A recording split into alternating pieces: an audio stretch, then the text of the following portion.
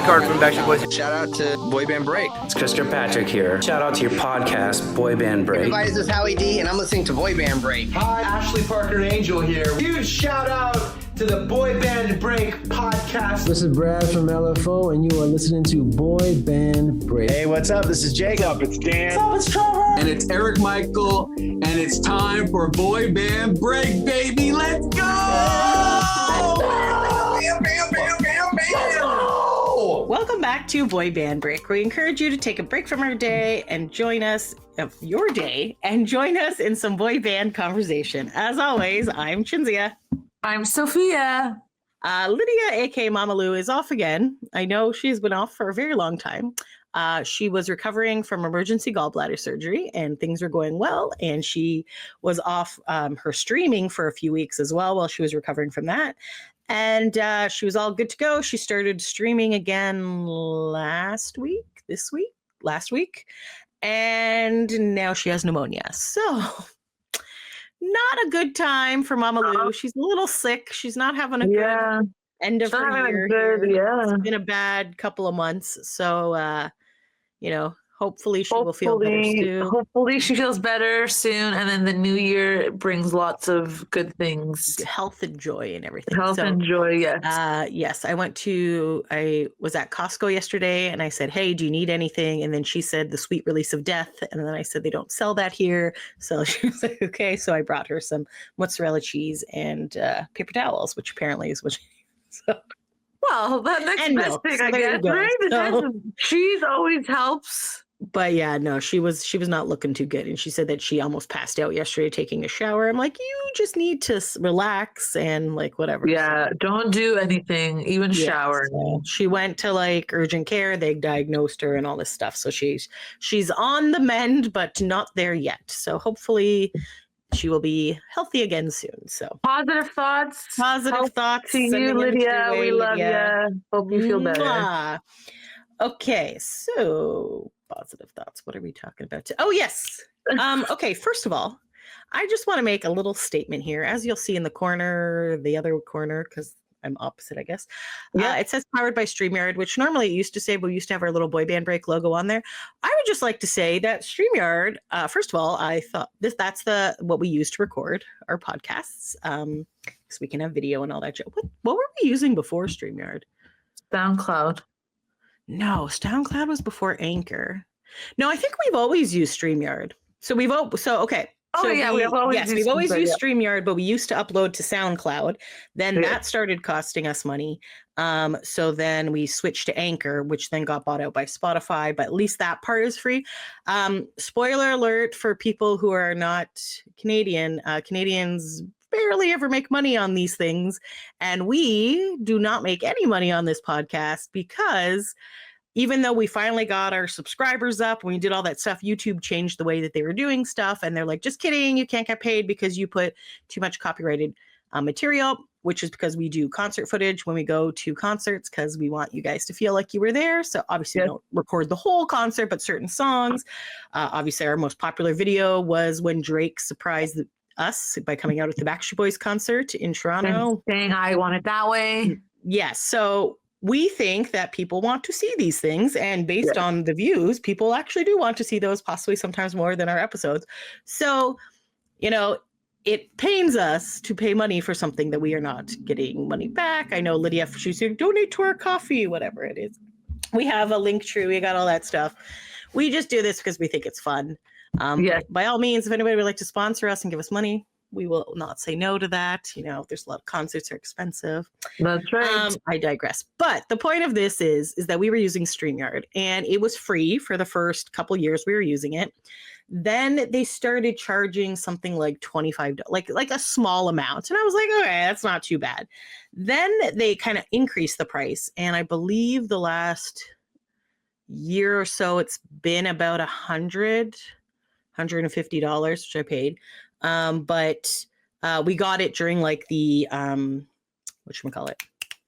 COVID? Black Friday sale. Where it was like, oh, it's on sale, blah, blah. We're like, okay, cool. But we don't really use a lot of the extra features. There's a lot of stuff we don't use. But I'm like, okay, whatever. So then I realized, oh, Black Friday's coming up, so it's coming up for renewal. And then I saw a bunch of messages like, you need to your credit card. And I'm like, okay, this is a scam, whatever.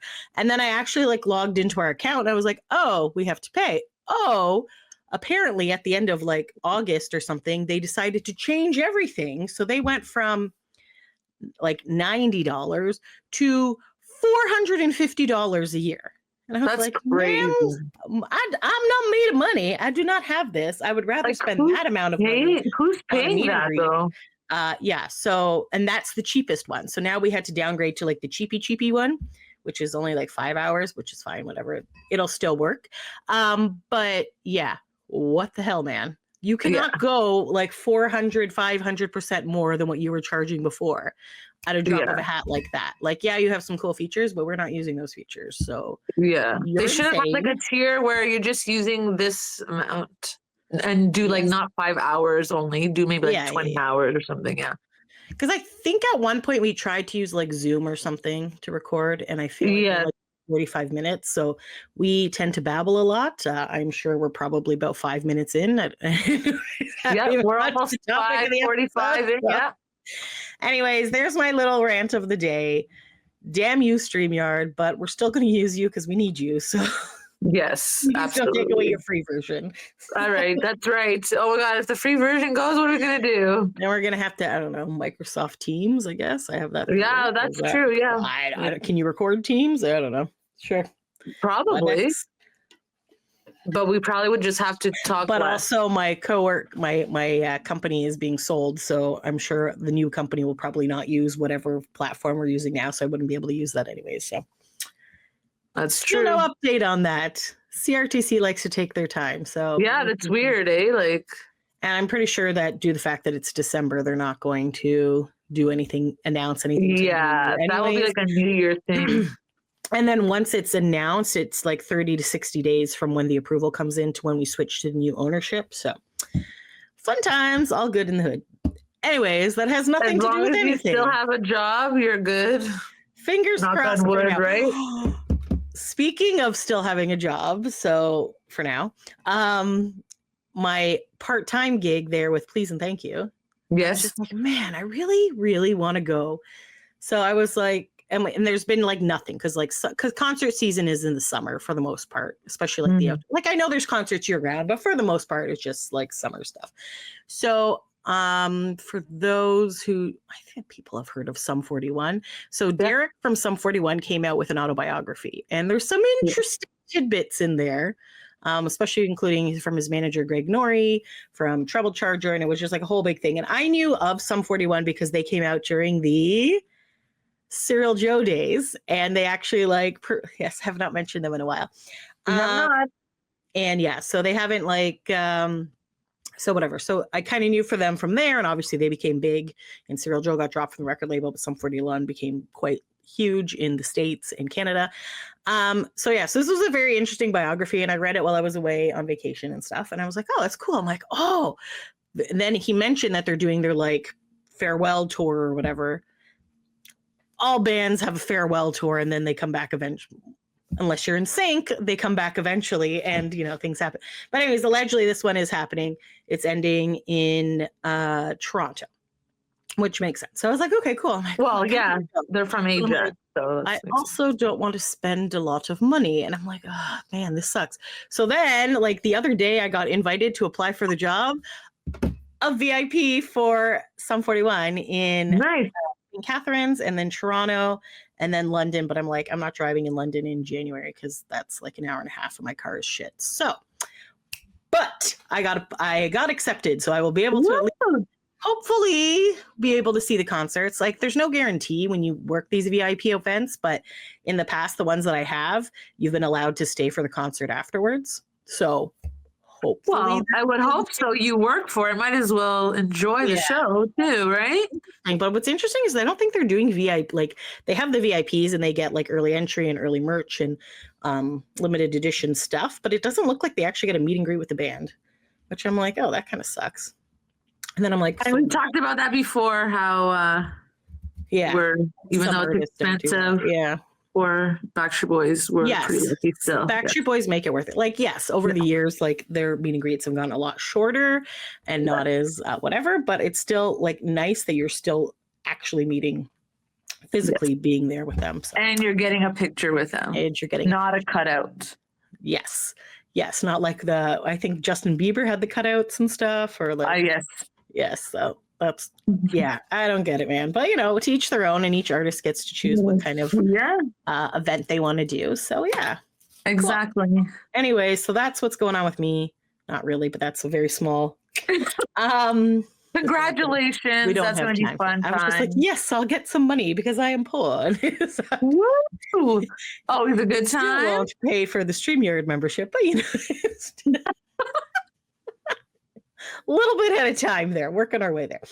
Anyways, so today, I believe a few weeks ago on our episode, we were doing our Philly recap. We were talking about how when we were on the bus, to kill some time, we thought it would be a good idea to watch the Paramount Plus documentary, Larger Than Life, Reign of the Boy Bands. Yes. So I'm probably going to go on another mini tangent, just warning you in advance. So you can get Paramount Plus for free. It is a free trial for 7 days, I want to say. It's either 7 days or 10, something like that. So we're like, all right, I'm going to put a reminder on my phone to cancel this after the 7 days. And then I did not. So then I was like, oh, crap, now I'm paying for Paramount Plus. So I'm like, you know what? I'm going to go check and see what else is on Paramount Plus while I'm here. Since I've already paid for this month anyways. So I need to put another reminder in my phone to cancel for the next month. I was going to say, I have not canceled it yet, but I was just like, but then I remembered, oh my God, iCarly. And I know iCarly came out when we were much older than teenagers, but I used to watch a lot of Disney Channel, Nickelodeon stuff back. Oh my gosh, who's that guy that you loved? What was his name? Chris Simpson? What is his name? Cody Simpson. Cody Simpson. Oh my God, you loved him. I did not love him. How old is this boy? Okay, but that's an idyllic. Anyways, I was going through a period of time when it was just like, like the Disney and the Nickelodeon shows are just more wholesome and fun, and they're not as like dark and edgy as the adult shows that you gotta watch. I'm like, this is fun. I like them. They're cheesy, nice little comedies. So I watched iCarly, not religiously. Like I didn't watch like all of it, but I knew of it and I'd seen some of the specials and stuff. iCarly, so basically the premise is she's raised by her older brother Spencer, and he's an artist, and like nuts and shenanigans ensue. And then her and her best friend Sam, who ended up being on Sam and Cat with Ariana Grande, that was a spinoff show after iCarly. They had a web show, and their neighbor Freddie, who was like in love with Carly, was like the producer of the web show. So it was kind of like at the early stages of the internet when people were like making videos and stuff like that. Like, so that was the premise of the show. And then didn't the show come back?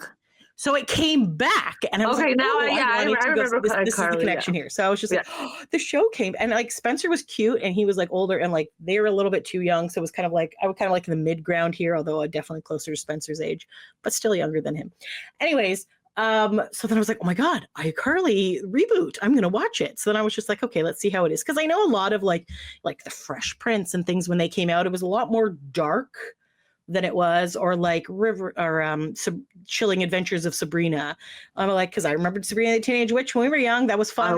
I used to watch watched that show, one so I was like, episode of the new one, and I was like, no, thank you. I don't want like murder and death. So this was more of like I thought we watched more than one. I could have sworn we were together when we watched it. Like, I think we watched like 5 or 6. Did we watch that many? Yeah, because I feel like even though we're like, oh, this is weird, we're like, oh, let's continue to watch it. I don't know why, but we're like, let's that's generally how I roll. Yeah. Anyways, so iCarly was there. I was like, this is cute. It's now flash forward like 15 years in the future. Sam is not on it because the actress that played her never wants to do acting again. She wrote a biography called I'm Glad My Mom Is Dead. Like, she had a bad experience. Now I remember, yes. So anyways, but this was very cute. And then she has a new roommate, and like they kind of like whatever. And then now Freddie has a daughter that he adopted. So he's there, and he's been divorced twice now, and he's living back with his mom across the hall from Thing. So they all kind of live. So it's like a cute little thing. And it was very cute. It was fun. It was like young, but also had like some adulty type comments, like her best friend Harper is like just really likes to date around men or women, and there's all like dating shenanigans and things like that. And there's like, it's just like it's an interesting show, and it's good. So then you like kind of see like her and Freddie like, oh, are they gonna get together? I don't know, whatever. Then they're like almost getting together. There's this thing, whatever. Spoiler alert: this came out last year, so whatever. It got canceled. So yes, I recall this. Last episode of season 3 ends on this like awesome cliffhanger. And then there's no resolution. I was like, son of a gun. Wasn't there something like a movie? I feel like they were trying to figure out if they're going to do a movie or not. They should, because that would be great. But like you like really like all the characters that they've added to the show. Like that, like it flows well. It's good and it's whatever. And then like basically Freddie's mom ends up like hooking up with the old doorman that they used to torment, and then they're getting married. So it basically ends as at their wedding. But then you're like, oh, are Freddie and Carly gonna get like, because then they start dating in the last season, and then she's like, I don't want to get married because what my mom did. So I didn't remember this, but I guess the mom just left the family, Carly's mom, because their dad was in the army, so that's why Spencer was taking care of Carly. So anyways, I was just like, okay, whatever. And then she's just like, oh, and then like it's like not Spencer, Freddie and Carly are about to propose to each other because Freddie's mom and Lou Berg take off to go elope, and then Spencer comes out, and you're like, oh, he's shocked because this is about to happen, and then he's like, mom, and then Carly's like, mom, and then the friend Harper's like, I didn't even know you had a mom, and you're just like. And then you just end like that. I'm like, there could have been more. So justice for iCarly. So then also Zoe 101, which was Jamie Lynn Spears, which was Brittany's sister. Yes, that one came back as well. They came back too. And after I finished this iCarly thing, and I was like so mad.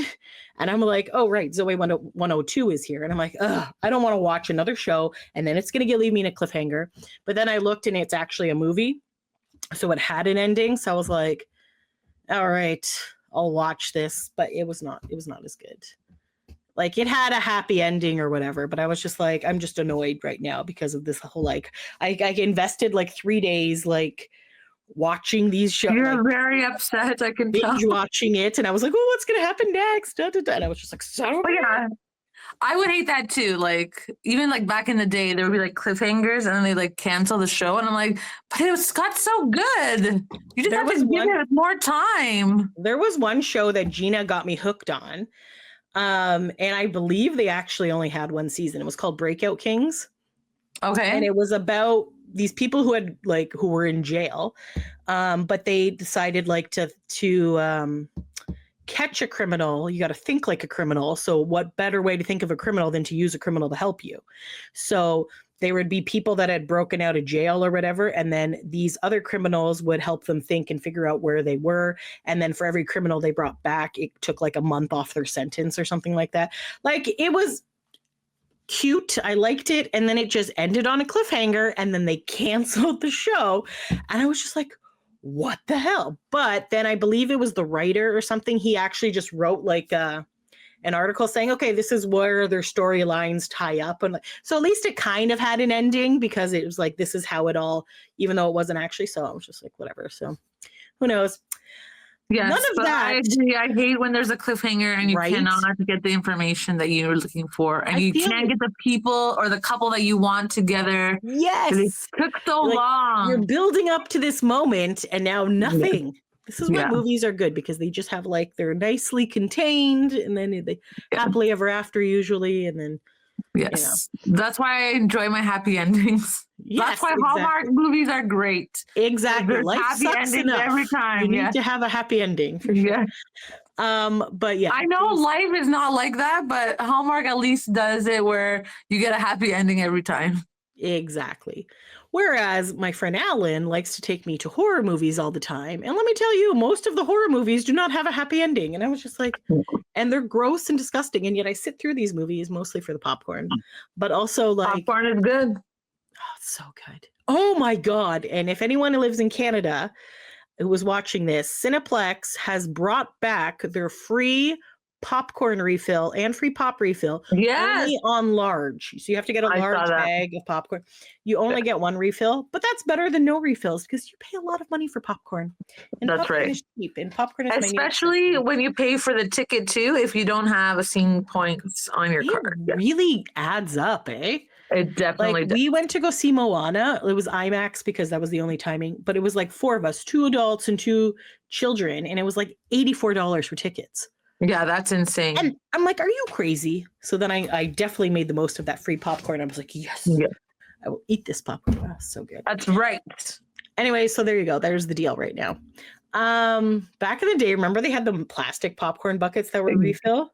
Yes. Obviously, you were only supposed to use it during the movie. So we would go, we'd buy it, and then we'd bring like a plastic bag, dump it in, go refill. So we had like a few of them on the go.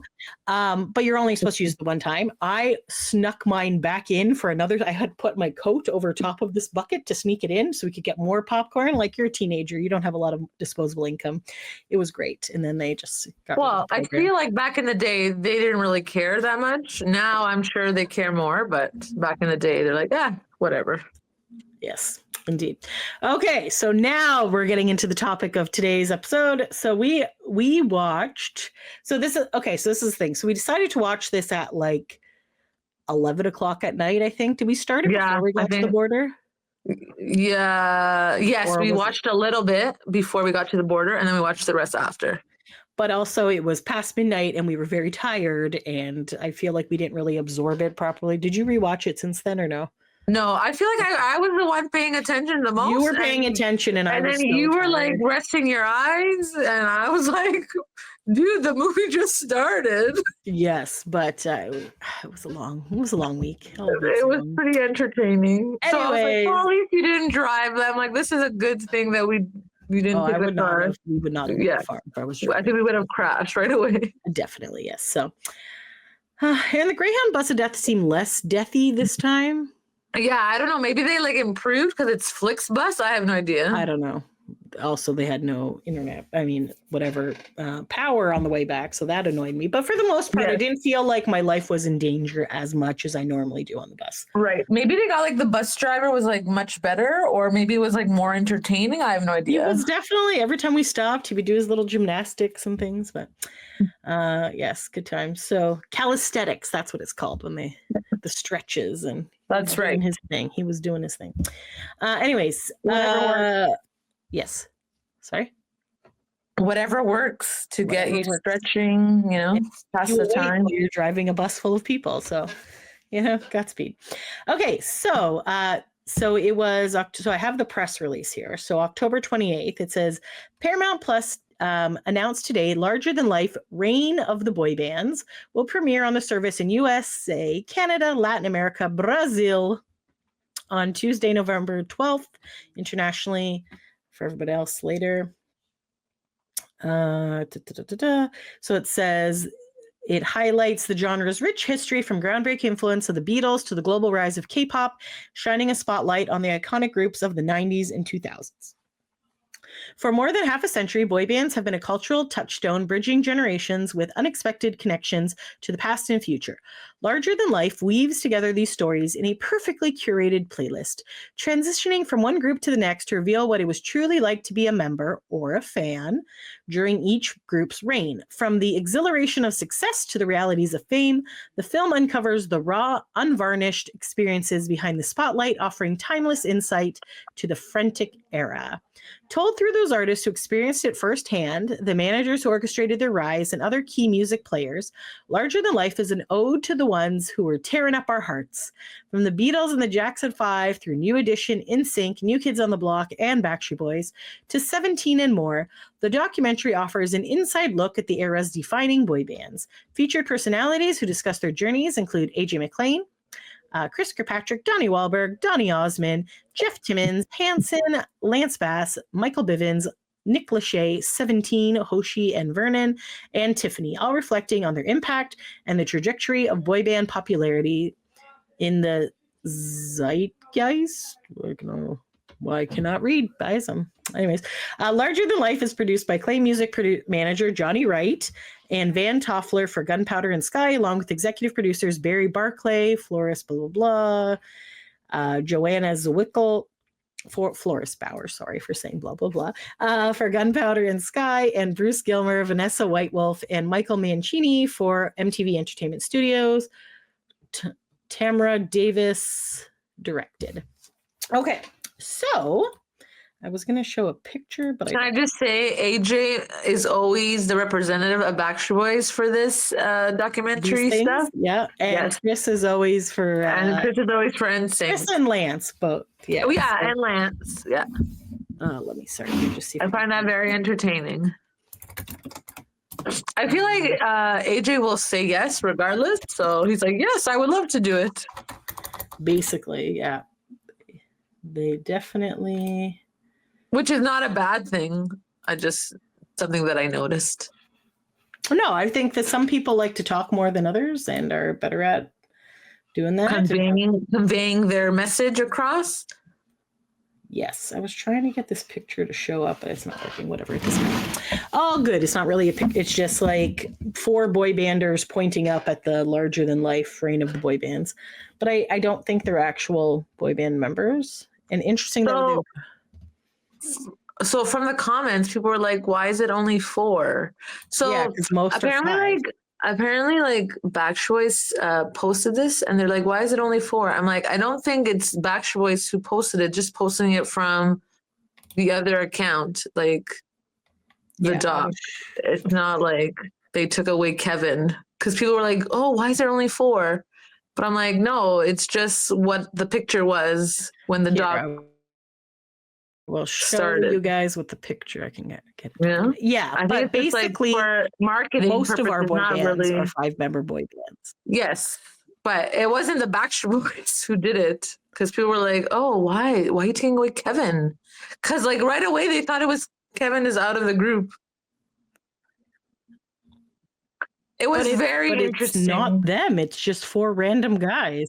I know, but I think because the Backstreet Boys account boy band. I don't think so either, but I think because the Backstreet Boys account and also larger than life.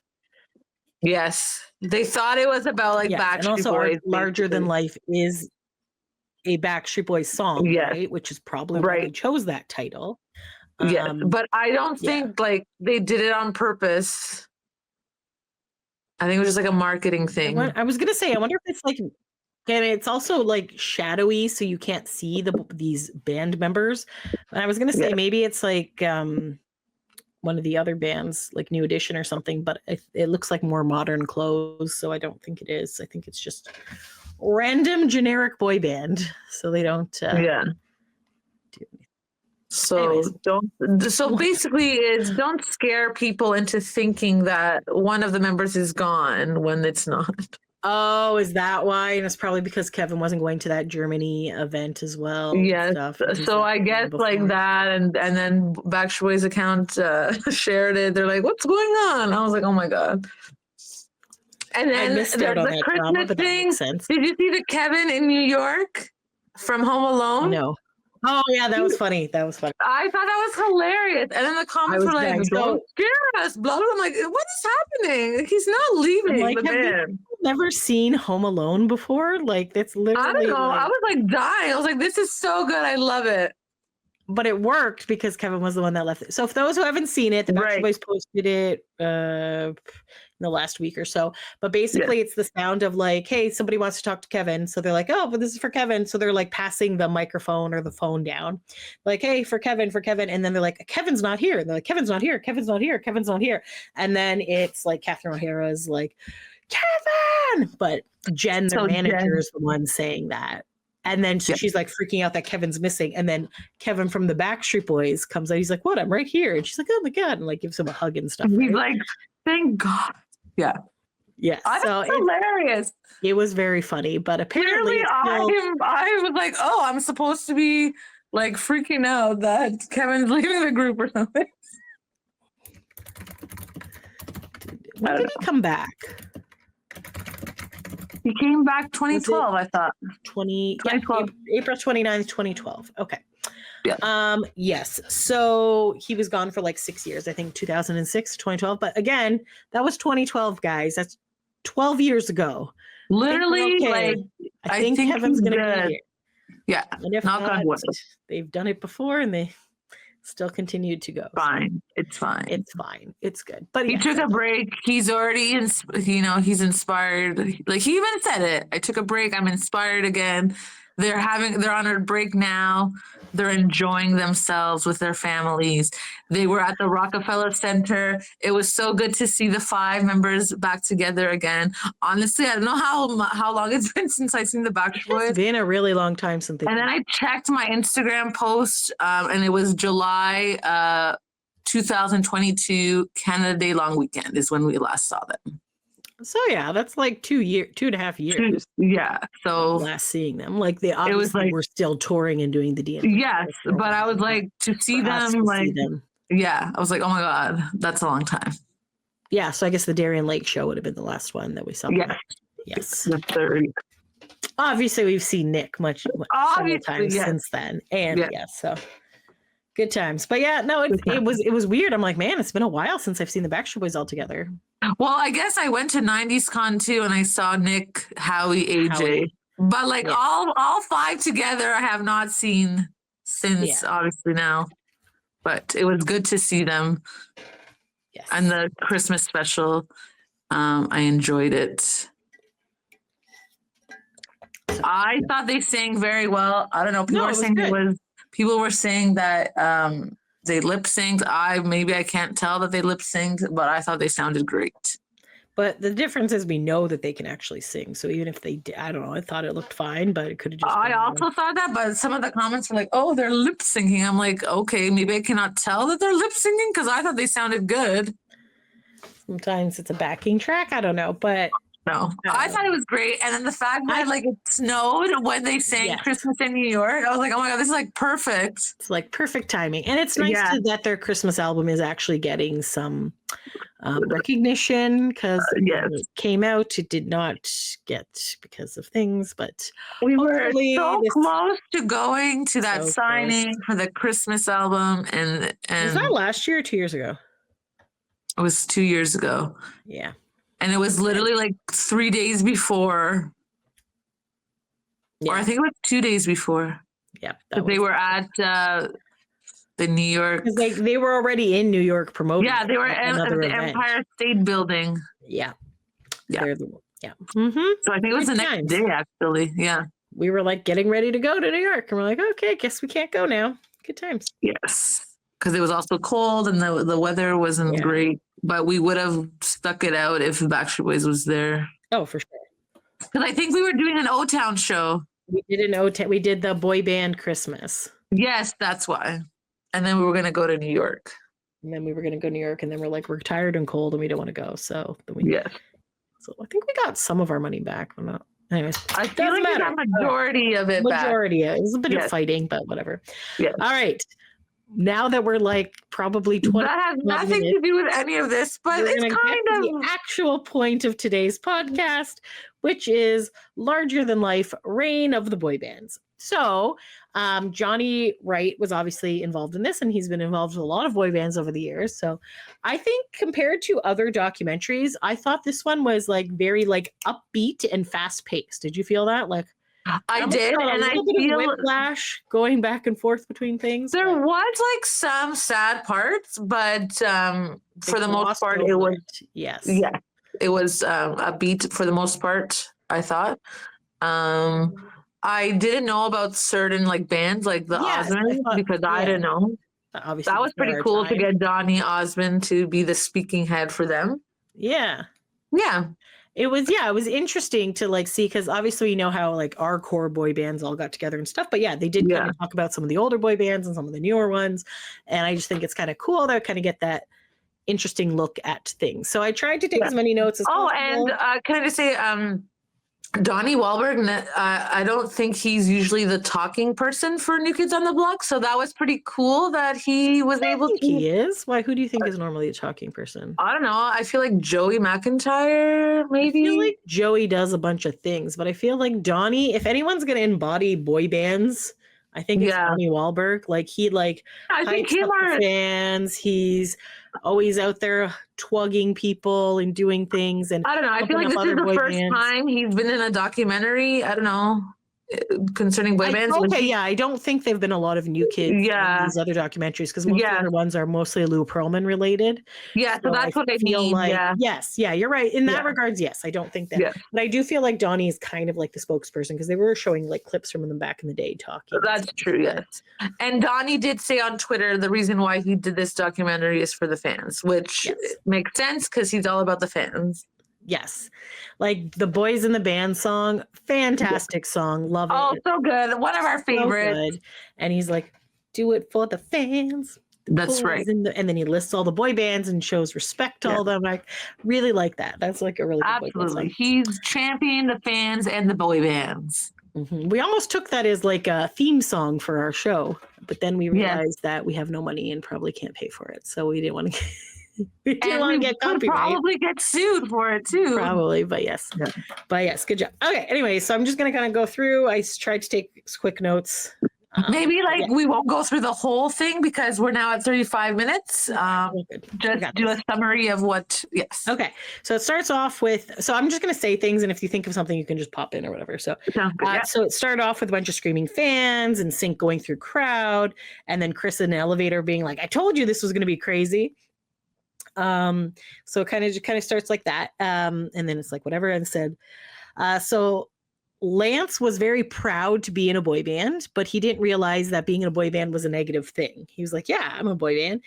Then it goes to like Nick Lachey from 98 Degrees. And he said they didn't think they were a boy band. And then goes to Donnie Wahlberg from New Kids on the Block. And he says, I love boy bands and I'm proud to be in one of them. Yeah. So then it kind of just starts. Then I think really the media is what like coined that term. Yeah. Because nobody knew that boy bands, right? We just thought, okay, this is a group. Yeah, exactly. So, so there's a person named Lindsay Parker. She's from the Music Times. She kind of explains what boy bands is. It was boys in a band and then whatever. Usually not playing instruments and stuff like that. But then there was other bands like Hanson that would. And then Hanson said, we weren't put together. We were made together in the same womb. And then that's Zach. And then Taylor's like, oh God, that's so gross. That was pretty funny. I was like, okay, that's pretty good. I like that. Zach was always my favorite back in the day. That was pretty funny. So then it just kind of like goes and it's like there's Donny Osmond is there, Chris Kirkpatrick from NSYNC, AJ from Backstreet Boys, Barry Weiss. Then they showed Cape 17, which is a K-pop band, and it's basically they're saying like we wouldn't be here without the fans. So then it like kind of goes back in time. So it starts with the Beatles, who are the OG boy band in the mid 50s. Even though we've discussed are they a boy band, are they not? But they had that whole Beatlemania, right? So then they had the president of their fan club she was kind of like talking for a bit. They had a manager, and this manager, the guy who wanted to be a manager had never been a manager before, but he's like Elvis basically is the first person that showed how passionate that fans can be. And then they're like, it's 4 of them. So it's like 4 Elvises. So it's like even more like passionate and they can appeal to different people because each guy has their own personality. So then that kind of Beatlemania like exploded at that point. And they had some old footage of Paul McCartney saying like how flattering it was that all these people were like in love with them. And then they realized all these fans like them. Now we can start doing merch. So they started doing all this merch, all this Beatles stuff. And then they just kind of eventually stopped touring because of the sheer insanity of the fandom. Like it was just too much for them to deal with. So they Which is fair because one of them, Yes. Eventually he died, but he died. Yes. Anyway. But yes. But it was like a crazy stalker. That's true. That is true. So yeah. So it kind of just like went whoosh, like crazy, right? And people had not seen this before, like obviously besides Elvis, but other than that, there wasn't really anything like crazy. So then there was an interviewer, and then this person was saying to Donnie Wahlberg, oh, New Kids on the Block started boy bands. And then Donnie was all like, no, New Edition did. Yes, I really appreciate that Donnie, like, even though everyone says it's New Kids on the Block, because the 80s, right? But I always appreciate that Donnie's like, no, I know my boy band history. It was New Edition. Exactly. So then it cuts to Michael Bivins from New Edition. Yeah. And then he said that their inspiration was other bands. So he mentioned a few other bands and Jackson 5. Yeah. So then it jumped to the Jackson 5. And it's like, and they said that Jackson 5 was kind of the voice of young America, not like Black America or whatever. It was young America. So youthful people, they love the Jackson 5. So then they worked with Barry And I Gordon. thought that it was cool to learn about the Jackson 5 because obviously we were too young or we weren't even born. So we knew like for a that. little bit about, well, obviously, Michael and stuff, but right. But we don't know like the beginnings of how they started. So that was pretty cool. I love the old clips and their like outfits, man. I'm like, whew. Yeah, that was fun. With all the flowers and the things. And it's interesting. So yeah. So then I guess Barry Gordon was with Motown Records. So he would train his groups. So it was like kind of like that. So the Jackson 5 was the newest version of Beatlemania. So it was like crazy. Everyone was going nuts for the Jacksons. It was like a huge thing. Then the Osmonds came up next. So this is an interesting fact that I didn't know is, so they had One Bad Apple was their first #1 hit, but that was originally written for the Jackson 5, but they turned it down. Doesn't that sound kind of like foreshadowing for the future? Because this happens with other boy bands. Does. It sure does. Crazy, right? And you don't know at the time. You're like, if this is going to be a hit song or something, you don't know if the Disney special is going to be a thing that's important to you, whatever. And then you turn down something, and then the next group is there to pick it up and run with it, right? So that's right. So basically, what did I just do? This is what happens when it's not a piece of paper. I lose my spot. Okay, so then Johnny Osmond started singing at the age of 5, like 4 or 5.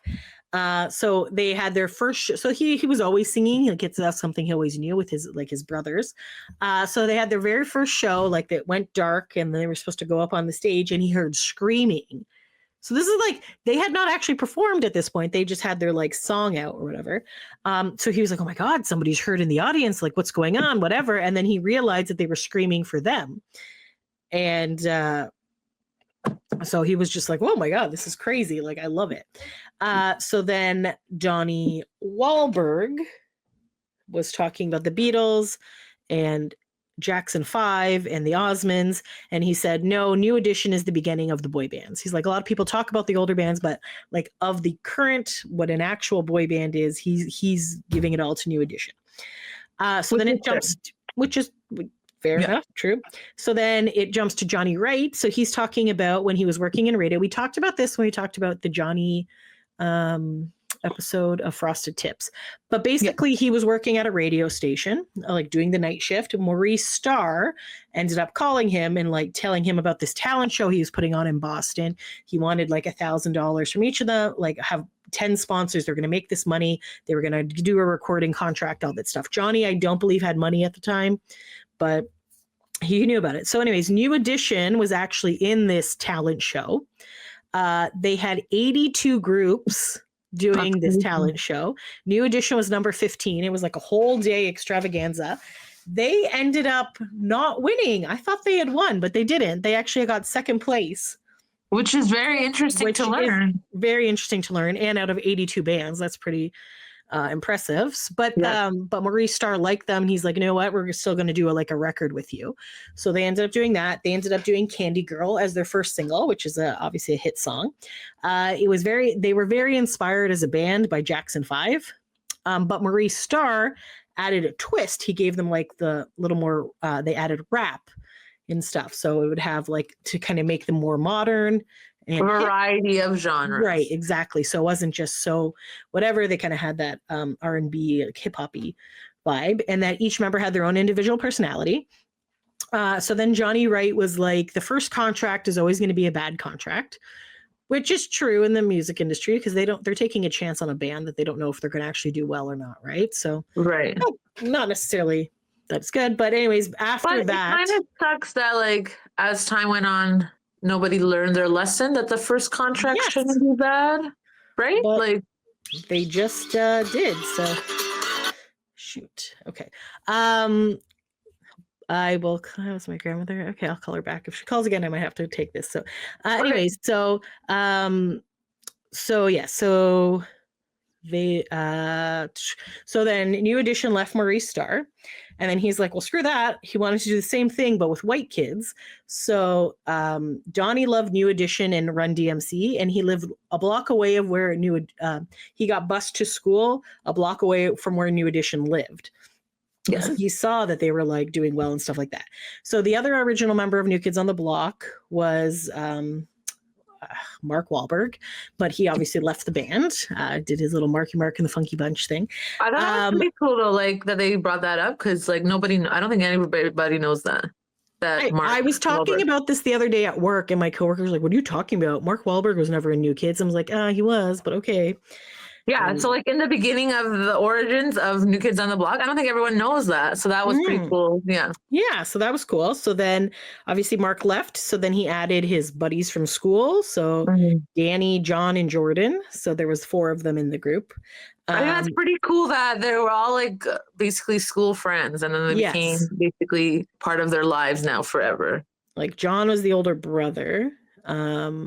I can't remember who, like, I feel like they're all within a couple of years of each other, within like 2 years. So anyway, so yeah, everybody had their personality, and then they're talking about how everyone has personalities in boy bands. So Lance was the shy one, but because he wasn't really the shy one, but because everyone kept saying you're the shy one, he just kind of became his personality. So he's like, I know, he was like, okay, I guess I should like just be shy then. I'm the shy one now. And then AJ's like, it was pretty funny. Yeah, and he's like, well, I was the bad boy, but there's no bad bone in this body. And I was like, isn't there AJ? But okay. Like, AJ is a very sweet guy. Like, I think in like the beginning, right? They made it like that, but honestly, he's very like a teddy bear kind of man. He definitely is. Yeah. He's girl dad. He's all whatever. Yeah. So. But yeah, maybe he also that was the image, right? Like that was the image. Like he had the tattoos and yeah, the crazy hair and stuff, which helped, right? Because we were like, yes, AJ, yes, bad boy. If you wanted to be good, girl, get yourself a bad boy. See. There you go. Then Donnie Wahlberg was saying he was not the bad boy. He was like in the process of finding himself, and he was sticking up for his friends and stuff. But he didn't think he was as a bad boy as what the media was portraying and stuff. Right. So like I said, I feel like the media really portrays what they want to share with the audience. It's the way they market it, right? Yeah. Yes. So they decided they wanted a young guy in New Kids to round them out to their 5 members. So they found Joey McIntyre. They played in prisons, which I thought was interesting. Yes. Like, okay. High schools, parks, bars that they weren't old enough to be in, things like that. So New Kids' first album flopped. The second album took off with the right stuff. They got lucky because a DJ took a chance on them and started playing their music, which is interesting because nowadays with so many radio stations being owned by like multi-corporations, you don't find this as much anymore. Like you have to go to like whatever. So it's not like a regular like Z100 in New York is going to start playing something, because that's what happened with LFO too, I believe. One DJ heard the song somewhere else. He's like, I'm taking it back here, and then start playing it. So like back then it was much easier to break into the music industry that way. This time now it's not. When you have your music directors or programming stations across the country, it's not as easy. But so they just because people now they just choose the music for you, right? Like you don't get a choice basically. It's not as interactive. There's not many votes. There's not as many other things. So So anyway, so Johnny became their tour manager. So they got to go on tour with Tiffany as an opening act, and she advocated them to join the tour. And she started like dating and hanging out with John. And then, as predicted, the female fans got jealous and crazy. Okay. This part was very interesting.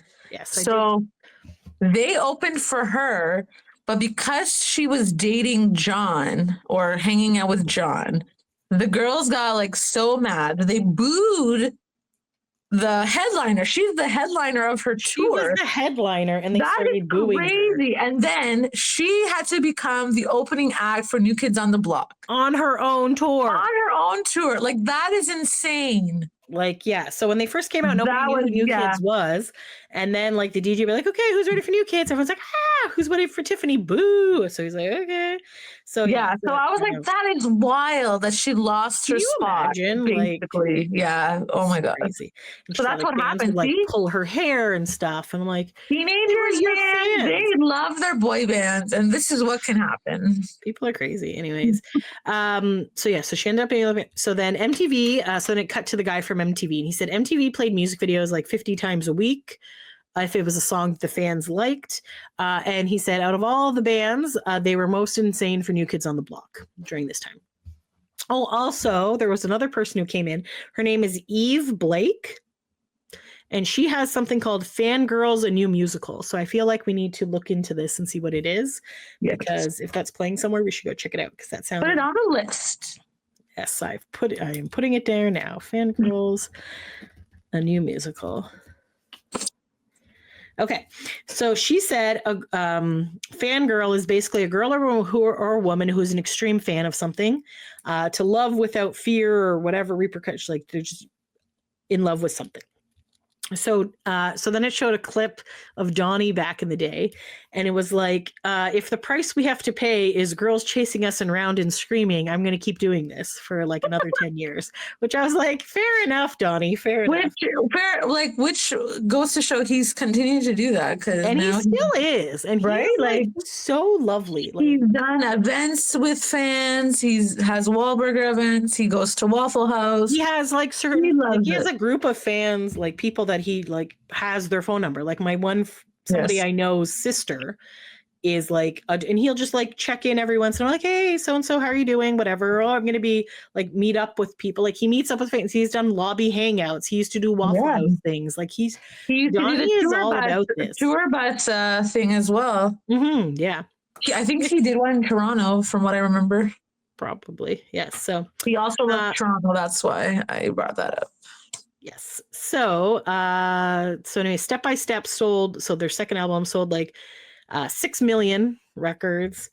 They sold lots of merch. Like it suddenly became like this merch like craziness. They had a 900 number, which was $2 a minute. And I think yes, that was like a bad thing because parents of young teens were like, how come it's like $200 our phone bill? What is this? Yeah. In 1 year, the New Kids on the Block hotline got 2 million phone calls.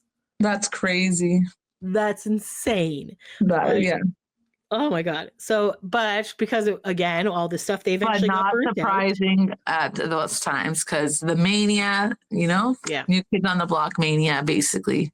During that you'd time. have to call to see if they've updated the message and if they had right? So you'd be getting the crazy. Because you don't have internet, right? You found out the information from magazines, basically. And magazines, they printed far in advance. You don't have as like up to date, right? So like, that's right. Ooh, you can call this phone number and it's like they're listening to you. So that's like, right. You're listening to them talk to you specifically, right? So, so anyways, eventually they had cartoon and they had other stuff, which I also didn't realize that the Jackson 5 and the Osmonds also had cartoons. So that was I also didn't know that. That's cool. Right, cool. Anyway, so they eventually got burnt out because it wasn't just about the music anymore. It was about all the marketing. So I feel like everyone has like similar stories because even Backstreet Boys was burnt out. Yeah, it's then NSYNC, I guess, was burnt out too by the end, right? And then they're just, yes, let me go. Justin was like, yes, let's go do a solo album. Yeah. And then there was no more after that. But yeah, so then Donnie Wahlberg was saying that like when it all ended, he needed to learn how to grow as a human being because like, they had so many years that everyone's like carrying their stuff. He's like, people were turning on light switches for him, like things were, and now he's like, okay, bye, it's all over. Like, I feel like it would have been interesting if they delved a little more on that too. Like, I feel like this could have been like a series instead of like a one-off documentary. So yeah, we really got into it, but it was like overall, it was like good that it kind of like hit all the like things. Like the Lou doc could have been 3 episodes, really. Yeah, well, it's and then like each group could have like talked about like how hard it was to like have a low. Yeah, exactly. So that would be interesting for like if they want to do a future one, but yeah, more depressing. But overall, this was a good doc. No, it was a good doc. It was really interesting. Yeah. So then Donnie was talking about how then Lou Pearlman comes in briefly. They talk about how he chartered planes, and Donnie said that they would fly home once a week and allegedly chartered a plane from Lou. And he just kept saying allegedly because I don't think that he thinks it happens. So I didn't even know. Well, I guess like John Knight said like, oh yes, we used to help Backstreet Boys when Lou was like the manager or whatever. But I didn't know that I didn't know New Kids on the Block would use their plane or whatever. But do you remember I don't know. It just seemed yeah. So I don't know if Donnie even remember like. So my question is, did this actually happen, or is this just some more lore that Lou heard about New Kids doing this stuff? Because I know he used to also do some charter planes, but yeah, I don't know. Yeah, I don't know. Maybe not, but. So I just thought it was hilarious that Donnie just kept saying, allegedly we did this. Yes. So basically then Lou reached out to Johnny. Right, obviously. And then they were talking about how Orlando is the boy band capital of the US. So like all boy bands are like connected in some way, really. It was they're all kind of like a weird tangled web there. Right? Like even now 98 Degrees is like connected because Johnny Wright is their manager. Is their manager now, yes. Yeah. Okay, so AJ got picked first for the Backstreet Boys. They used to have these blue sheet auditions. Then Tony Dannetti was signed second, but then obviously we know he kind of disappeared because they couldn't find him because he used a fake name. That was pretty funny. Nick was 12. He was offered the Mickey Mouse Club for $75,000 or to join this group for no dollars. And Jane let him decide, and he decided to join the Backstreet Boys, which obviously worked out for him. I think obviously he made a good decision. They're still going strong 31 years still going strong. Kevin was at Disney, and then they had the cousin Brian. 2 weeks after they got together, they did their first show at Grad Night 93 at SeaWorld. Yep. So AJ was like, Lou was a businessman, entrepreneur first, didn't really know anything about the industry. So he hired Johnny Wright.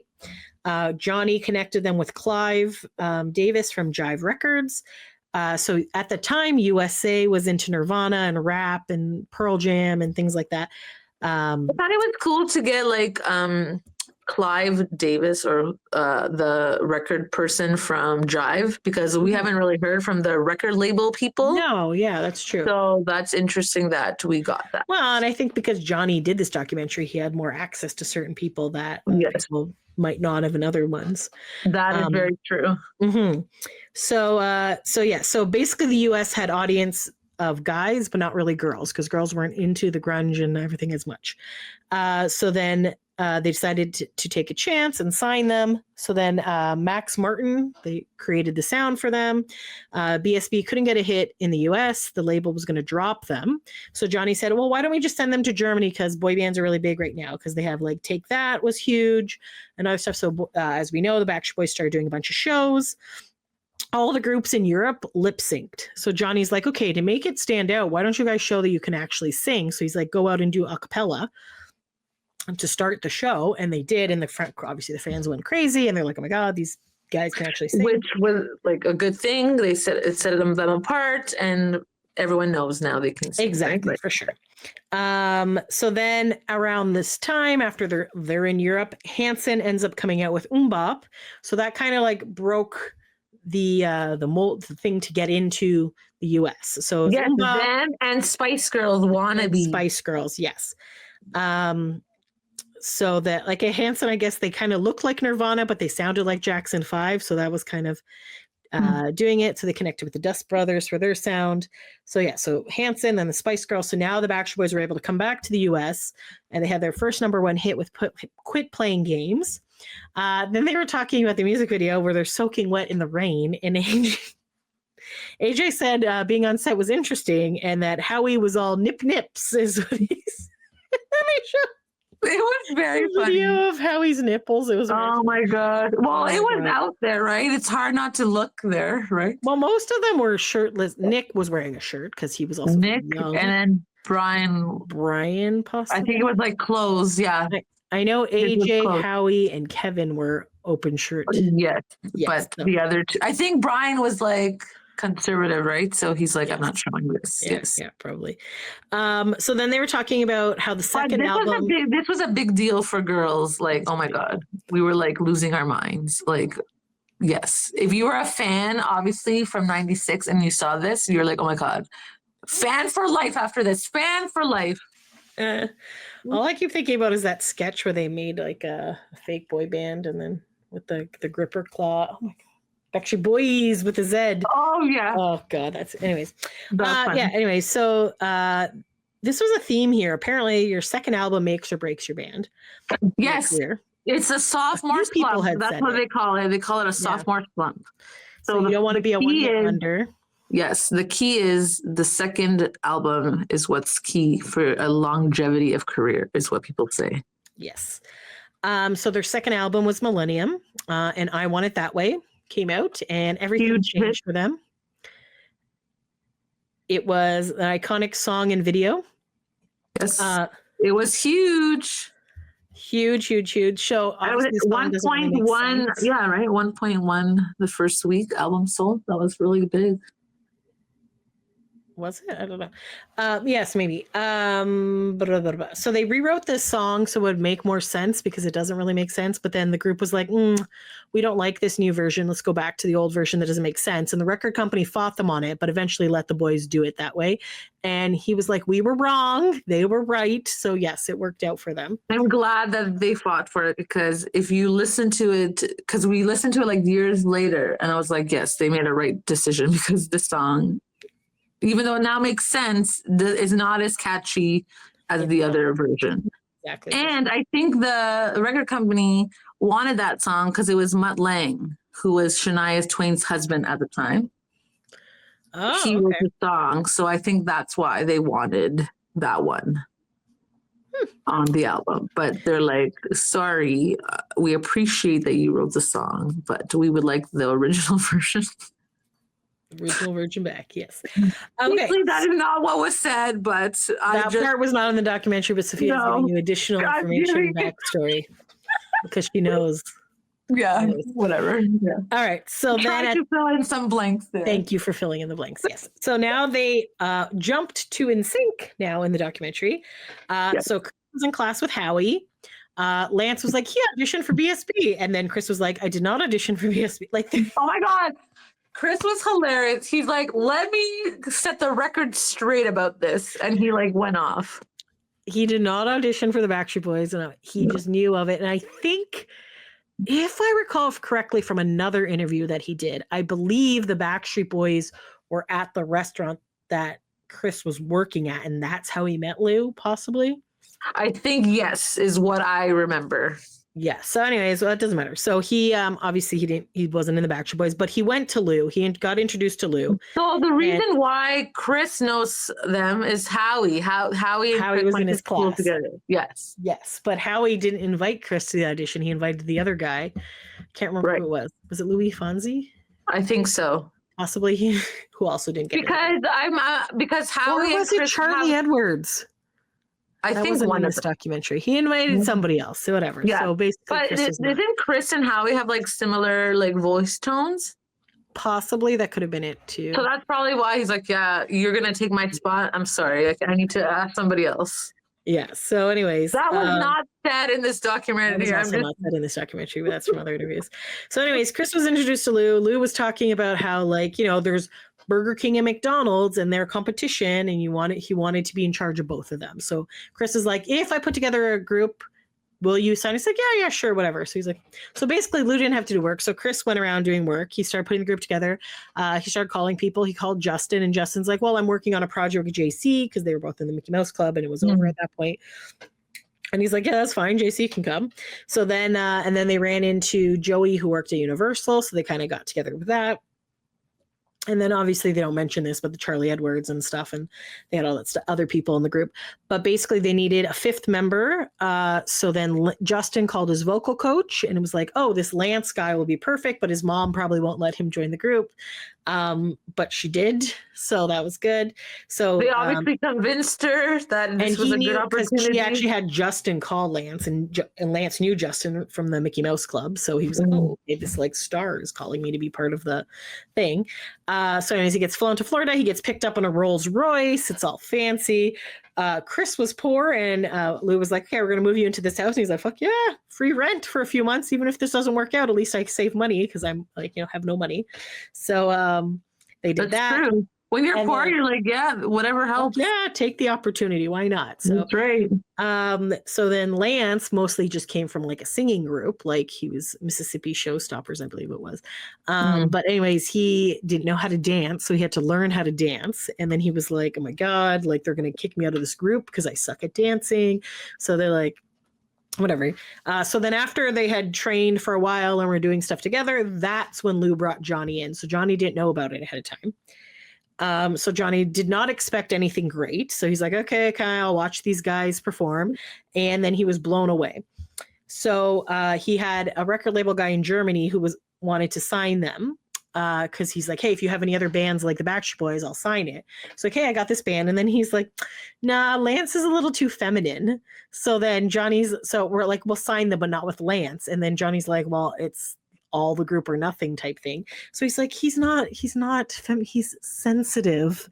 And they're like, okay, we can work with the sensitive one. So I'm assuming the Germany guy knew Lance was gay, even though Lance was not telling him. Clearly, if he's like, oh, we cannot, he's feminine. Like, who Yes. says that? Yeah. Yes. Anyways, so then they went to Germany. They got a lot of attention because they were on the same label as Backstreet Boys. The CD wasn't getting a lot of attention, but the times turned when they did the Disney Channel special. So the Backstreet Boys were supposed to do the Disney, as we've said many times on this podcast, they were supposed to do the Disney Channel special. They turned it down because they were A, tired, and B, they had just gotten the cover of the Rolling Stones. And they're just like, oh, Disney's for kids, blah, blah, blah. Let's not do this. So they turned it down, and it was 3 weeks before the show. And they're just like, what the hell? So then they're like, hey, Johnny's like, hey, I got this other band. But we know, okay, because they were burnt out. They were saying it was like 9 years They've been going of like touring. They went like so hard. They're like, yeah, we need a break. I don't know. Basically, yes. So then, so then they I don't know. I feel like Backstreet Boys were like very serious about their career. Not saying NSYNC wasn't. I'm just saying like no. I don't know. They're just like, we want a long career. So like certain things, they're like, oh, it doesn't go in our vision anymore. And this was a new thing why. they were doing, these Disney Channel specials. Like they did a bunch with other bands, but I believe this was like the first year of it. So they didn't know like how like big this would be. They're like, whatever. Like Disney was, So anyways, so NSYNC did it. They were a huge hit. The Backstreet Boys were pissed off. And Johnny was like, well, you're the ones who passed on this, whatever. But then NSYNC happened faster than the Backstreet Boys. So the Backstreet Boys spent a lot more years doing their stuff. NSYNC, it still took NSYNC some time, but it was much easier because the Backstreet Boys had already like opened the door to all this. They already opened the door. They already like did the hard parts of everything. So now NSYNC can like just like coming in, see the reward of what the Backstreet Boys did. Right. So then they were talking about how the Backstreet Boys were more genteel and they were more restrained and like serious, I guess. Whereas NSYNC was more like a fun party, which is so true. So then they were saying like, I know people were like, this is shade. The people were saying this is shade towards Backstreet Boys. But honestly, if you were like, they were very serious, Backstreet Boys. They were very serious. They wanted to be taken seriously. They also didn't want to be called a boy band anymore, right? They were like, they were a vocal harmony group. All these interviews, they were saying we're a vocal harmony group, we're not a boy band. Like, they did not want that label anymore. So whereas NSYNC had Chris and Joey in it, and they were just shenanigans and like right. Like they had like, they had Nick. Nick and Brian were like the goofy ones. Like I wouldn't say that Backstreet Boys were serious all the time. Like they obviously had fun and stuff, but like like a Kevin of the group is a lot more like mature and serious, whereas Chris is the older member of NSYNC and he was the least mature out of all of them. Right. I don't know. Like, I don't take it as shade. I just take it like, that's a fact that, they were serious about having fun on stage. They were both doing things. So I don't think it was that. They make it sound a lot more dramatic than it was. I don't think it actually was that dramatic because obviously the Backstreet Boys were fun and doing things too. But they were still, I was still like, we were cracking up when they were like doing interviews together. Like, I don't know, it was that serious, but anyways, they were, I guess people's perception of what he said was like, oh, why are you throwing shade? But I'm like, I don't think it was shade. Because they were serious, but it could just be something like like an older sibling is a lot more mature than the younger sibling. Right. I don't think it was bad. Right? Like I don't know. Yeah. Anyway, so they were saying like at the time, like the Backstreet Boys, if there was a crowd at a hotel, they would be going through the back doors and sneaking in and stuff, whereas NSYNC would just like walk right in the front and like interact with the fans and stuff like that. Can I just Which say? I'm like, Can I okay, just say, please? yes. If you understand fangirls and teenagers, that is fair. I don't think that's bad that they went through the back door. Some people cannot handle it. It is okay. But I also want to say that I feel like that comment is misleading because I'm pretty sure when NSYNC got to the height of fandom, they were not just waltzing in the front door. And like, Exactly. That is also why I was like, "Are you sure, Johnny?" I was like, "Okay, sure." Because I feel like they were doing the same thing, but I guess to make it a little different, to poke the bear, maybe. Yes. I just want to say, and this is off topic again, but I had a O-Town fan fiction after my NSYNC one that only lasted a little bit before the message board got shut down. But we were part of a girl group, and then we were going on tour with O-Town. And then I was very much like, I'm going to hang out with my fans and do fun things. And then Jacob from O-Town was all like, screw you.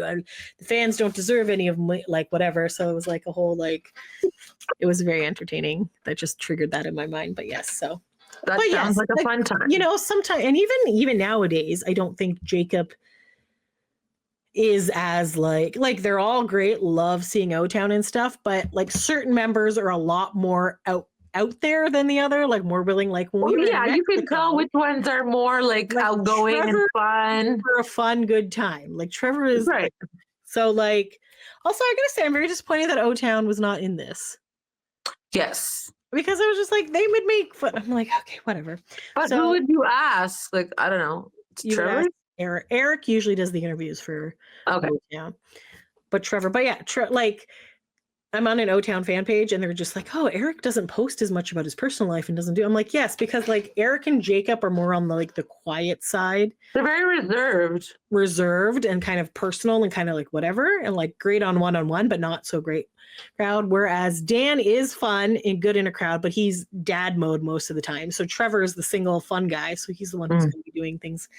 Love Trevor. We should get him back on the podcast. We haven't had Trevor's awesome. Whatever for Trevor. Anyways. Love it. So anyway, so it said, so then, and I honestly think it's because Johnny is now managing 98 Degrees. That is 100% why, yeah. Instead of O-Town. But so basically they're like, so after Backstreet Boys and NSYNC, 98 Degrees was the next big one. So then they said they didn't want to be a boy band, but then they embraced it. They were supposed to be more of an R&B type group, vocal group. They were influenced by Boys to Men. They were like, they put themselves together and went to California and like did a whole like thing, right? Anyway, so they got signed. But then their record label, so they were kind of doing that whole like Motown-y type thing. But then the label saw the frenzy that was going on with Backstreet Boys and NSYNC. So then they kind of pushed them towards that. They're like, go get us some money, basically. Basically, yeah. We're a boy band now. Yes, it's fine. But they were like making jokes because they do not dance. And to this day, they still do not dance much. They still joke about it. We do not dance. They even say that in their concerts. Yeah. So it's, so they call themselves the non-dancing boy band. Yeah. So anyway, so then it cut to the MTV guy. So this guy was like, MTV was originally resistant to having boy bands on their network. They're like, boy band term was very negative. They hated it. They were considered manufactured or not as good. So apparently this is because New Kids on the Block. Mm-hmm. Yes. Yeah. So during that time, but then they had like a clip of the Monkees and they're like, we're no different than the Beatles. Like if you're walking down the street meeting fans or you answered an ad to be in a thing, because that's the audition, they're like, we're still like a band. We're still doing things. We're still whatever. It doesn't really matter what the origin was. Right. Which is pretty good. So he's like, who cares how it started? It's still here. So then people were bothered by female fans. And they're just like, oh, they're useless. And Donnie's like, they have ears. Are they not allowed to like music? Like, what is the like issue? Like, right. So, so MTV hated New Kids on the Block, but then they realized, oh, we have to actually rely on boy bands to make money. Then in the 90s, they had TRL, Total Request Live, and it was very fan driven. So, and the fans would vote on they wanted to see, and the fans wanted boy bands. Yeah. So then 98 Degrees got big too. And then another thing is that TRL realizes that people want to see themselves on TV. Yeah. So they wanted to be in the studio audience. They wanted to be interacting with the artists, which is 100% what Much Music did as well. So Yeah. like, I'm like, I understand these documentaries are all American and they don't, but basically Much Music was the same thing. They had the Yeah. environment. You can relate to it. Canadians. Yeah. Canadians can relate. I didn't want to see myself on TV. Like, obviously I wanted to meet all these bands as well, but I also be like, look, I'm on TV. They got to play where people were like, oh, Chinzi, I saw you on at Much. And I was like, yeah, for what? And they're like, oh, because so many bands I had seen at that point. So it was, That's right. it was a good time. It's a fun thing. And as you get older, as an adult, you're like, yes, I would also like to be on TV because now it's cooler, even more cooler now, right? Because it's a rarity really to go on TV. Yes. You just make your own TV like we do. Anyways. That's right. See, look at us. Blah, blah, blah, blah. Okay. So then it went back to Michael Bivins from New Edition, and he was saying, all bands need a rival. So you know what? This was a very good point that I did not consider. Yeah. Because I mostly only, when I think boy band rivalry, I think of Backstreet Boys and NSYNC. I didn't realize that basically all the other boy bands also had rivals. So for New Edition, their rival was Menudo. See, that I didn't know. I did not know that. So Menudo was your first Latin American band to break through. Their big shtick was that they would replace members as they grew up over a certain age. Like, you're too old to be in this boy band. We're going to replace you with a new member. I really need to finish watching that documentary one of these days. I believe Howie was a part of that. Howie, I think, auditioned for Menudo. Or auditioned. Yeah, something like that. But I don't think he actually got in. Yes, I think he was auditioned as well. Yes. He auditioned for Ricky Martin, I believe. Yeah. So anyway, as Howie, not as Tony did. Yes. So so obviously the Jackson 5, their rival were the Osmonds. The Beatles' rival was Rolling Stones, even though they're not really a boy band. Yeah, the Beatles weren't really. It was just kind of like that was kind of like their thing. So I think it's like whoever shares the space in that time. Yeah. But they did bring up the very valid point that rivalry actually helps the bands get bigger. Right? That is very true. That is a very good point. Fans will buy the albums of each group and they want them to win. They want their to buy more, to win. so then they'll do better. They'll do this. So they just kind of like back and forth, right? Yeah. So that is a good point. That is a very valid point. That is true. Yeah. I agree. I moved my hand. So basically they were kind of going back and forth. And then they were talking about how, so then Lance was talking about how friendly competition is good. And he thought it was going to be kind of like Motown Records. So Motown Records was like a family affair. They had a bunch of different artists, but they would go on tour together. They would help each other. They would collaborate with them on different songs. Like, it was a big family environment. That would have been so cool. Could you imagine if it was Backstreet Boys and NSYNC back in the day? Yes. Go on tour together. That would have been so cool. So much fun. But basically then they said Transcontinental was not like that at all. You didn't even tell Backstreet that there's another band. Yes. NSYNC was come on. Yeah. Backstreet Boys were pissed off when they heard about it. They felt that Johnny. And Lance even said in this documentary, I understand. I would totally be pissed as well. So he was very compassionate about this. Oh, for sure, definitely. Because maybe back then they weren't. So I think they understand more, right? They're all good now with each other. Yeah. But basically, how he was like, oh, what's this NSYNC thing? And he's like, what do you? Oh no, he said, what have you been doing? And Johnny's like, oh, I'm just getting NSYNC ready. And he's like, what the hell's NSYNC? And he's like, what are you talking about? Lou said he told you. So Lou didn't tell the Backstreet Boys, right? Got Johnny to tell them, and then he was like, oh no, Johnny's the one doing it. Look, here's Johnny's signature. So Lou threw Johnny under the bus because he didn't want the Backstreet Boys to be mad at him. So he was like, what the hell? So anyways, so then they kind of spun it. So oh, we're managing your competition to keep them away from you so they don't bother you type thing, which was kind of what they tried to spin it out. It's very shady because that doesn't really help Yeah, exactly. Do that. It was very strange. Yes, for sure. So, anyway, so Backstreet Boys and NSYNC couldn't be near each other at award shows. They had to be at like opposite ends. Like it was a whole big thing that they kind of fabricated this rivalry to be like, oh, they hate you, you hate like, you know, whatever. But basically, Lou was just trying to keep them apart so that they wouldn't talk to each other and compare how they were both being screwed. Yeah. So that was kind of like another thing. And then basically, like they're getting screwed because you take a chance on a band. So at this point, you're just going to sign anything and hope for a better contract later, not realizing that your first contract is really hard to get out of. So then they were talking about how Lou did that giant check presentation for NSYNC and presented them with $10,000, and Chris was thrilled and so excited. He's like, "Oh my God, we're rich." And JC's like, "Dude, you made more money working at the Outback Steakhouse." And he's like, so like we mentioned before, when you're poor, $10,000 is a lot of money. You've never seen this amount, so you're excited. But exactly. Obviously, JC, yes. I would be excited to get $10,000 for sure. But absolutely. Not for busting my ass for 2 years. I know. So, if you're like busting your ass and you should be making millions, yeah, I would be upset as well. Especially if you're selling that much stuff, right? Yeah. So yes, they're basically working for free. And then Backstreet Boys called their album Black and Blue. I don't know if I remember this or didn't realize it because they felt so beat up by the label. Did you know that? Yeah. Yeah. All right. So then NSYNC tried to renegotiate. They said no. And then JC's uncle was a lawyer, which I'm curious as to why they did not consult this man before they signed the contracts, but okay. But he ended up finding an out in the contract that BSB did not have in their contract.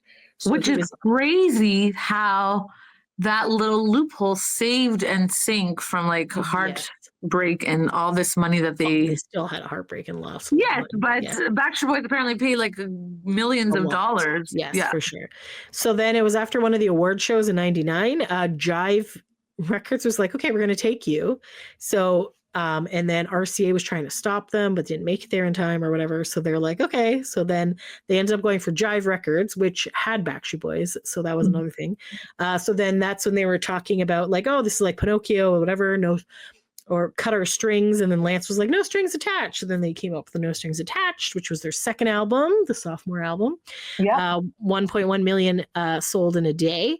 So then Michael Bivins, from New Edition, was talking about how every band has a sore spot in the industry. So it's either your manager or your label or your producer or something that's not whatever. So then this was a very briefly touched on, and I wish they could have expanded more on this because I'm actually kind of curious. But then it went to Donny Osmond, and then he was talking about how his manager was his dad and how his dad was an army sergeant. So it was like being with the whole family, because they're a whole family unit. It was very important for success, but then it went kind of overboard.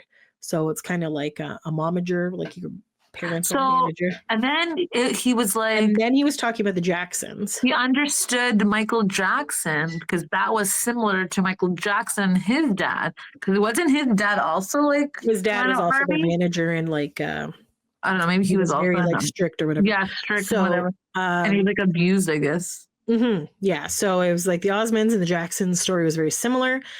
Donnie and Michael Jackson would actually hang out and compare notes. Like they were both like the seventh of 9 kids. They were both like, there was this, they had their moms at the same time. Like, there was a lot of like similarities in their family and the way that they were grown up. So then Michael Jackson said to Donnie Osmond, like, you are the only person on this planet who knows what my childhood was like. Right. So then Joe Jackson, they just did not delve into this. And I feel like I kind of want to learn more about that. But then, it would have been cool to learn more. To know more about that history. Yes. So then, yep. Put it on the list. Yes, put it on the list. But then it switches over to Hanson's because they're talking about like brother bands. So then Hanson was very supported by their parents, which I was funny, except for like they were told to do the dishes. And the parents went out for dinner and they came back and they're like, you didn't clean the house. And they're like, but we wrote a song. They're like, okay, it better be a good song. And they're like, okay, it is a good song, but you still have to do the dishes. Like, so their family was not as overbearing as the other ones. That's That was like Jonas Brothers, right? Their parents were also good to Same, them. for sure. So, and then Hanson was also talking. I didn't realize that so many of these other bands also had brothers in it. So, like the Bee Gees, the Isley Brothers. They said there's 3 brothers in the Beach Boys. So he said it's kind of great to work with siblings because they're kind of like an extension of yourself type thing, and you like go through the same experience. Then it starts talking about the Jonas Brothers. So Johnny at that point wanted to get into Christian music. He went to go see Nick Jonas, who was already signed to a record label, and Kevin and Joe were like his backup musicians. So he's like, okay, I want to be your manager. So then this record label guy, who was for Hanson, was going through a bunch of CDs, and they had to drop some artists. So they were going to drop Nick Jonas, but he liked his voice. So he called Johnny and be like, we're not really doing this Christian thing. And he's like, don't drop Nick. We'll add Kevin and Joe, and we'll make a band. So it was like rock band, but good boy Christian image, like they're like purity rings and stuff. So then Chris was saying that when you're in a boy band, you have more of a family audience. So there's certain rules you need to follow, like no tattoos. The one guy was saying you had to shave your mustache, don't smoke or drink, no girlfriend. So then Chris was like, screw that. So he got tattoos and a motorcycle and a girlfriend. Oh my God, that was funny. Yeah, so like, Christopher. Because when you tell people something, that is the like, incentive to do it. That is the incentive. Yes, I must do it. Yeah. Such a fucking kid. I love him. So then Johnny was talking about the purity rings with the Jonas Brothers. And then he was saying how they would sell more tickets because there would be a fan of the Jonas Brothers, but she can't go to the concert by herself. So she has to go with her friend. But because they're too young, then they also have to bring a parent. So he's like, you would sell 3 tickets for the one fan. That's true. Which was very good. And then it was talking about how Jonas Brothers was really into social media when it first came out. Like they were like there at that time. They were talking about how Justin Bieber became huge because of YouTube, and that YouTube was new, Facebook and Twitter was new, but then things were really starting to pick up. One Direction was very much helped by social media. They were on X Factor and they became big on Twitter, which is funny because that's where I heard about them too. And so it's like the fandom just kind of like spread. So I feel like we all heard about them on Twitter. I saw them because of a meme where somebody was like, One Direction sounds like wand erection, and I was like, what?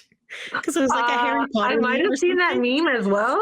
And then I was like, what the hell is One Direction? And then I looked them up, like, oh, a cute boy band singing song. Like, yeah, so that's kind of funny. So so their fans would share where they were and things like that. They would be spotting them all the time. I feel like One Direction had like the similar writers as Backstreet Boys, and they had like similar songs on their first album. So I think that's why people enjoyed it, because I was like, yes, it sounds similar to. They even had their own Lou, Simon Cowell. Yes. So anyway, so they did 5 albums in 5 years. They toured every year. They recorded new albums while they were touring. They had no breaks. This led to an extreme burnout. Zayn left mid-tour. Everyone has similar stories. Boy bands work to the bone, basically, and get burned because out. they figure they have a shelf life, so the record label is like forcing them to do all this crap, and then they just get burnt out. And if they had proper rest and whatever, maybe they wouldn't be, and they would still, like, as much as we hate that the Backstreet Boys are kind of like doing a little chill right now, it's obviously they're still keeping going all these over 30 years because they've had some time to like. So they learn, like, let's take some breaks. You need to be with your family. You want to do a solo album. You want to go on tour, a solo tour for Nick or Adrian. Go get married. You want to get married. You want to do this. They're like, yeah. So they're giving them leeway or some outs to go and do that. And then you come back and you're like refreshed and ready to go again. And ready to go to be in your band again. So then one of the fans that was interviewed said if they had time to rest, maybe they would have been together longer. So then they kind of briefly touched on. I don't know. I feel like, did they get along? Like One Direction? I feel like maybe in the beginning they did, but maybe they didn't want to be together. I feel like part of the problem is that, not really a problem, but the difference between like a One Direction and like Backstreet Boys and NSYNC and stuff is that they came together quickly and in the public eye. So they went as the 5 solo artists. They were getting kicked off individually. Simon's like, let's put the 5 together. We'll make them a band and they can do this thing, blah, blah, blah, blah, blah. And then basically from when they were put together, they were in the public eye and did that. Whereas Backstreet Boys and NSYNC had time where they like lived together. They did all the training. They did all this stuff. And they grew that brotherly bond before they could go. Bonded, yeah. And I feel like the 1D people did bond. Like you're obviously going to bond with people that you're on tour with and stuff like that. Right. But, you know, sometimes, especially teenagers, you're going through shit. Like you have different things. Viewpoints and things that you're going through. Yeah. Yeah. So then they briefly touched on some of the solo artists. So like Robbie Williams from Take That, Ricky Martin from Menudo, Nick Jonas, Justin Timberlake, Michael Jackson, Bobby Brown, and Belt Blake. New Edition did break off into Bobby Brown. Oh, I can't remember the other guy's name, but also Belle Biv DeVoe. So they actually had like a couple of different, like they were able to like break up that band and actually make a bunch of things. That song Poison came out with Belle Biv DeVoe. Then NSYNC was tired. They wanted to take 6 months off. And then Justin was all like, hey, since we got this time off, I got all this solo material. I'm going to put together a record in 5 weeks. And then he kind of shopped it out, did a more show, and then, obviously worked for him. So Johnny said most bands have a member that thinks they can do solo. Sometimes it works and sometimes it doesn't, which, true. I'm very happy that solo did not work out for my beloved man or lovely Nick, or maybe like he had success. He did not have Justin Timberlake level of success, but Nick has had quite a bit of success on his own. He got, I think the first album got like a gold record. So, but he never like exploded. And I think that also is key for the Backstreet Boys sticking together after all these years as well. Is that there was a lot going on at that time. Do their own things and come back and still be the Backstreet Boys, right? Yes. So I think they learned that as well, right? Like in those times, there was a lot going on. Nick wanted to stay with their management, and I think Backstreet Boys didn't, like the other guys didn't want to stay there. So I think there was a little bit of tiff there. And then AJ went to rehab. And then I think on Oprah, Brian like called everyone, and then that's how they got the ball rolling again. Yeah. To be like never gone. Well, there you go. So it took time. It took time to work out their issues. They're going from kids until like now they're in their 40s and stuff. So like you're going through whole life with these people. So 40s and 50s. Kevin is like that is true. That's 50s, yes. 52. So AJ started drinking on stage. So that's when he knew it was kind of like the whatever. So 2001 was a bad year. He went to rehab. Kevin left to go start a family, and he was gone. That was so hard when AJ went to rehab. That I don't know, man. It broke my heart a lot. I was like, what's happening? Because you don't know, right? What if he like DIED, right? Like you don't know.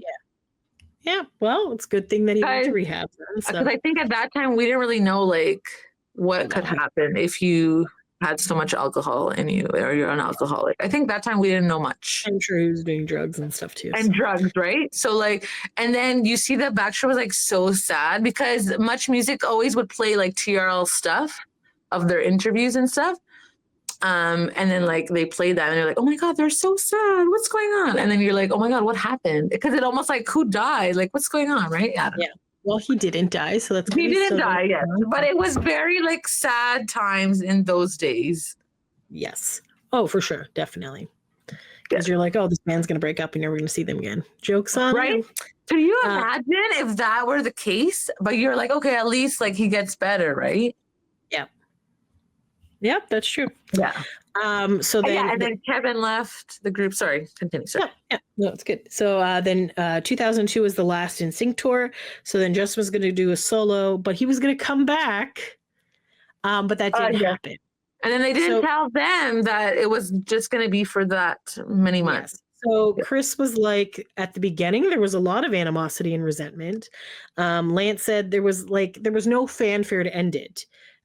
He said he has a lot of respect for Justin's talent, but like tell your bandmates that this is happening. So like NSYNC never really had a good closure because they didn't have like a farewell tour. They didn't have whatever. They were just like, oh yeah, we're just taking a break. Hey, Lance, come back from Russia. Don't go to outer space. Oh, just kidding. Oh, still driving me nuts. I hate Justin. I try not to, and I know. But Lance seems to be okay now. Lance is okay now, but I'm just saying, like, it just sucks when you do that. Was it something to do with his car? Like, because you need to have like good health to go to space? There was something, no? They also couldn't insure him. There was a lot of other That's what it was. Insurance. Yes, that's what it was. But that's like, at least have the decency to tell your bandmates this. Like, yes, you know, like. Because if you've been together for how many years at that point, you should really realistically, as a friend, be like, hey, as a friend, like this is your livelihood, this is your job, and you're just like, just kidding, I'm taking off, like bye. Yeah. Like like kind of sucks, man. It does, sucks for fans too, but obviously sucks if you're the actual band person. This is your idea. This is what you're doing with your life, and now just kidding, it's done without anything. And I think the guy from New Edition also said something about that, but I can't remember what he said.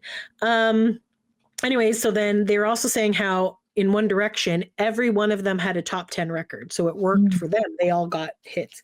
But then Johnny was saying how Harry was kind of like bigger than One Direction. Like he sold more albums or something. Right. Which is hilarious because when One Direction first got together, I was just like, Harry Styles is going to Justin Timberlake out of this band. And then Gina's like, you can't be like shitting upon him for something that didn't happen. I'm like, I know that he's going to be the one out there. Like trying to predict the future. Yeah. And she's just like, whatever. And then Zayn left first. And which was fine if you're tired and you're stressed out and you need a break. But then he came out with a solo album. Like, so you didn't actually need a break because you want to go do your solo album. Like, and he wanted to do like edgier music that weren't like whatever. So apparently he didn't like any of the songs that they recorded. Like he was forced to do it. So that's probably why. I watched that One Direction documentary and he looked miserable throughout most of it. So I'm surprised he was in for most, but obviously, yes, Niall's done really well for himself. I think he did it mostly for fans, right? I feel like he didn't want to like let anyone down. So I think he did it mostly for fans. Which is fine, like whatever. And again, they were all solo artists to begin with. Like when they started out, they were solo. They were not a boy band. So this was basically to help them get through the door, I would say. It would make sense that they all had solo success because, whatever, right? Like that's where they started out as solo. Right. Exactly. Like, I don't think Liam and Louis had as many hits or whatever, or wasn't as popular, but anyways, and obviously rest in peace, Liam. But anyways, so they kind of did their own thing. So then we're near the end, guys. I'm sorry this episode is so long. So I'm not sorry. We always talk a lot. I'm sorry. To be fair, if you've been following us for 6 years, you know this is how we roll. We're there. So then they started talking about how K-pop is the new big thing now. So like if you were a One Direction fan, you've probably transitioned to K-pop, and obviously the younger people are K-pop. So K-pop bands generally have between 4 and 13 members, which is 17 members or something. So no, which is yes, but so they kind of had BTS, so they kind of showed that. And I remember when BTS first came out, I was like, Michael was actually, my boss was at that award show, and he's like, there's some boy band here that people are losing their minds over. Have you heard of them? And I'm like, no, I have not. And then we heard about BTS afterwards, and I was like, oh, okay. I went to the store and then someone was like, do you know about BTS? I was like, no, who's BTS? And they're like, it's a band. Like there's like these many boys in a band. I was like, oh my gosh. And I was like, no, I never heard of them. And then it exploded and I heard about it everywhere after that. Like legit, they like came out of nowhere. And I was like, wow. And then they had some catchy songs, right? So then we were like, oh, good thing that we have our Boy Band Break podcast. Yeah, exactly. And now we can talk about these songs. Too funny. Dynamite was really good, the song Dynamite. And then Sweet Like Butter. Yeah, Butter. And then what was the other one? I don't know. Dance. Something like that. Dancing. I don't know. But it was really good. And then because we did like a deep dive into them. Yes. We don't need permission to dance. deep dive into them. We even chose some of the members for our boy band break draft. Yes. And I was like, wow, we are so good about this stuff. See, look at that. BTS. Anyway, so they're talking about how basically K-pop bands are beautiful guys. They have dancing. And then they were saying they were kind of influenced by previous boy banders. So they train. Which is fair because everyone is influenced by some boy band. Right, exactly. Right. So you're not reinventing the wheel here. You're just exactly. So they start training boy banders and dancing and singing. You're just expanding what has already been there. Just building upon it. Yes. Yes. So then they were talking about the band 17, which has 13 members. I was like, if you're going to call your band 17, put 17 members in it. That's my thing. Well, what's an extra four? Maybe they couldn't find 4 members. And did they tell us why they're called 17? Maybe they like the number 17 and that's why they chose it. Something else. And maybe 13 doesn't sound as good as 17. That's true. It's unlucky. Or maybe it's because it's a teenager age. 17-year-olds? Yes. So maybe that's why. I don't know. Lots of possibilities. Lots of possibilities. Anyway, so this is a little bit different. So it's not just Korean members. So it's Korean, Chinese, and then they said there was some Korean members that lived in America. So there's some Americans in this band as well. So they sold 5 million albums in 1 week. And they have, of their 13 members, they have 3 subunits. So one is the hip hop team, one is the performance team, and one is the vocal team. Although it looks like they all sing and dance anyways, but I guess they kind of specialize in these. He said there's so many personalities, but they still get along. And then most of the members were cast on the street. So like a K-pop casting director be like, hey, you're a good looking person. Can you sing? Cool. You want to become a trainee. So they have this big compound that they live in together as a group, and they do their dance and all. So kind of like when Backstreet Boys and NSYNC were together. And then at this point, Lance was mentioned that all bands should live together before they get big, because you need to know if you like these people or not that you're going to be spending all this time with. Right. So 17 did a collaboration with New Kids on the Block for their Dirty Dancing song, which I like the original a little bit better, but it's still nice that they did this collab. So I didn't even know. So that was my introduction to them, because I didn't know that there was a new band. No. I was like, wow, that's cool. Thanks, New Kids on the Block.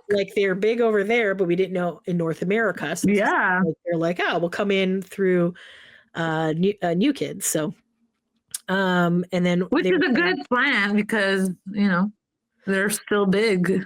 Yeah. So then they were they were just kind of going through other people, and they're saying having other guys in the group, it makes it worth it. So you have people that are going through the same experience with you. So it's good to lean on others in the group. Exactly.